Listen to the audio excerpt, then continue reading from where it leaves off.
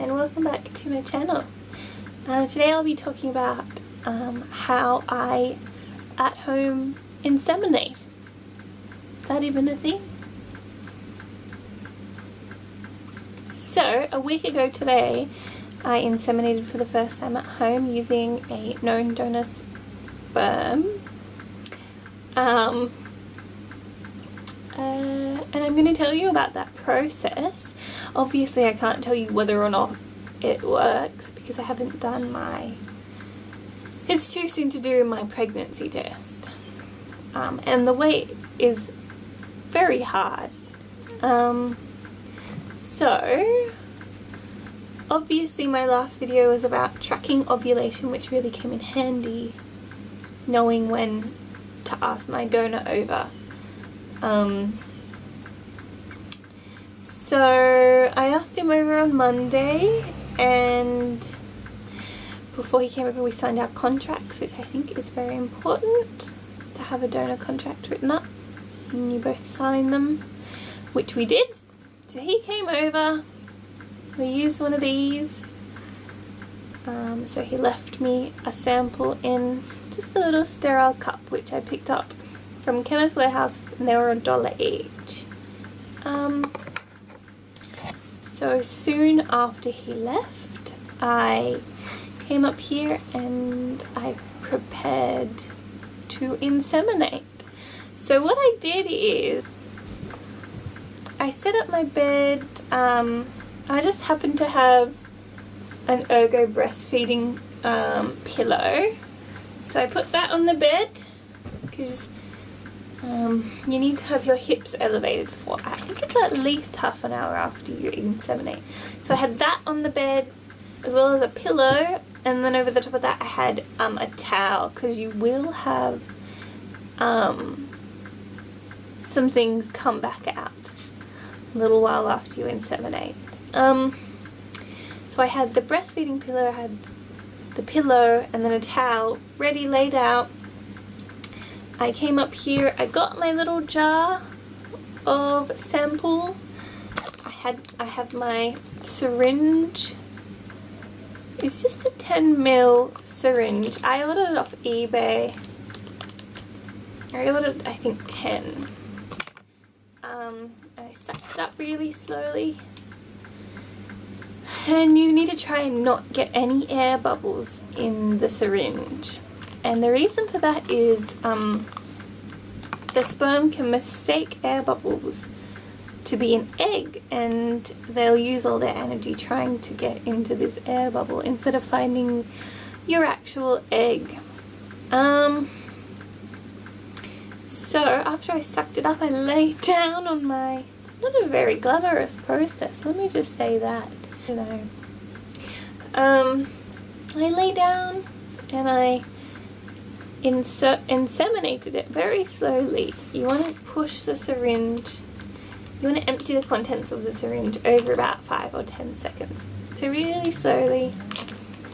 And then I lay down on my bed with my legs up for an hour. I just wanted to be very sure. After about half an hour, I inserted my moon cup in just to keep everything plugged up. I've heard of it being done, so I thought, why not? And the only reason I did that is because I already had a moon cup, so I didn't go out and buy it specifically for this. And I left that in until the next morning, so about 12 hours I left that in. Even with that in, I still had a bit of stuff come out after the hour of having my legs up. Don't be alarmed. The sperm swims away and you're left with, I think it's just the gunk that surrounds the sperm. It comes back out. It's not needed, so it comes back out. That's why I had the towel there ready to catch that. Thank goodness. I think that's about it. I'll just look at my notes. Yeah, so I suggest before you start getting everything ready, getting your pillow, your towel out, ready on the bed.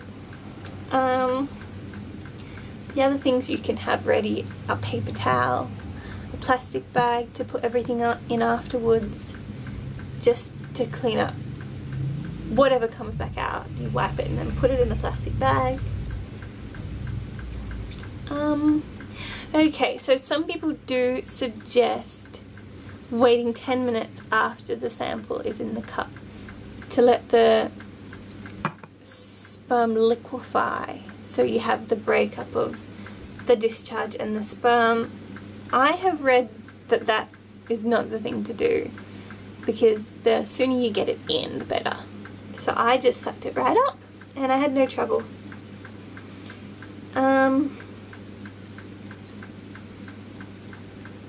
So yeah, that's very important. Putting it in as soon as possible. Don't leave it more than 10 minutes. I think sperm can survive 20 minutes outside of the body.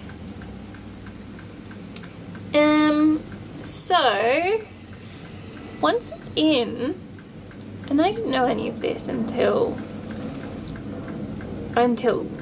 I guess even after it was in, because I was frantically googling when I can start testing. Once it's in, it can live up to 5 days in your fallopian tubes. After it makes the journey through your body, it ends up in the fallopian tubes, where you'll either have an egg waiting from ovulation, or the sperm can wait there up to 5 days for an egg. So I ovulated 2 days after insemination, and a lot of people inseminate more than once. I chose to just do it once this first try. So it'll be waiting there. Hopefully it was waiting there for my egg, and I can test for pregnancy in 5 days from now. So I'm currently 5 days past ovulation, and you can test for pregnancy at 10 days, earliest 10 days past ovulation. And I have just bought these. These are the best. Any pink dye tests are going to be better than blue dye tests, and the First Response have the best reviews. So that's about it. Thank you for tuning in, and don't forget to like and subscribe. I'll be posting next week with my pregnancy test, so I look forward to sharing that. Okay, have a good week. Bye.